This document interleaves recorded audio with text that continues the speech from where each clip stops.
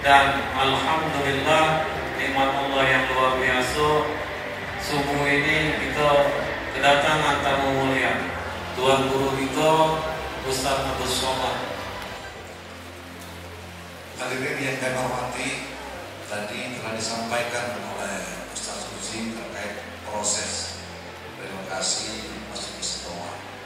Tadi sebelumnya berada di pinggir jalan Ustaz, lebih kecil, halaman pas-pasan, sehingga kalau melaksanakan ibadah khususnya sholat Jumat sudah berada di trotoar jalan, terkadang sudah mengaku kegiatan lalu lintas di jalan. Khawatir terjadi hal yang tidak diinginkan, harus turun di tempat kita relokasi.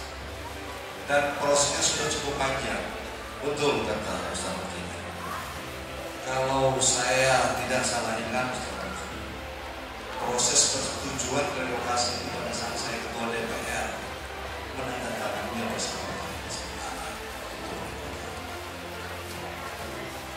persetujuan yang terus cita-citanya mungkin wali kota sebelumnya persetujuan tukar politik pada saya karena harus laporan DPR kami atas nama pemerintah mengucapkan terima kasih kepada semua pihak yang telah mendukung terkait rencana tukar politik sehingga dapat terlaksana sesuai apa yang kita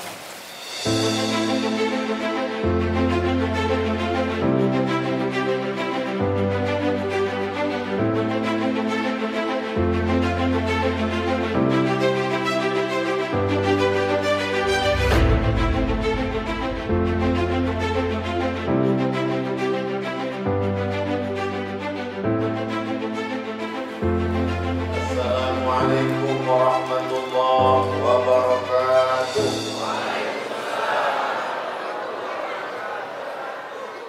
Tapi dari sambutan Pak Wali tadi dan dari pertemuan saya terakhir dengan beliau, terakhir berjumpa dengan beliau di Masjid Pesantren Ustadz Iskandar, dan hari bertemu hari ini di masjid. Dan beliau punya program sholat subuh berjamaah di masjid. Ini menunjukkan bahwa beliau istiqomah untuk tidak takut menerima pengaduan-pengaduan ketua masjid. Kenapa demikian? karena sesungguhnya itulah yang akan menjadi amal kekal abadi untuk beliau. Adapun jabatan tak lama, paling lama 2 periode. Kalau mau 3 mesti amandemen.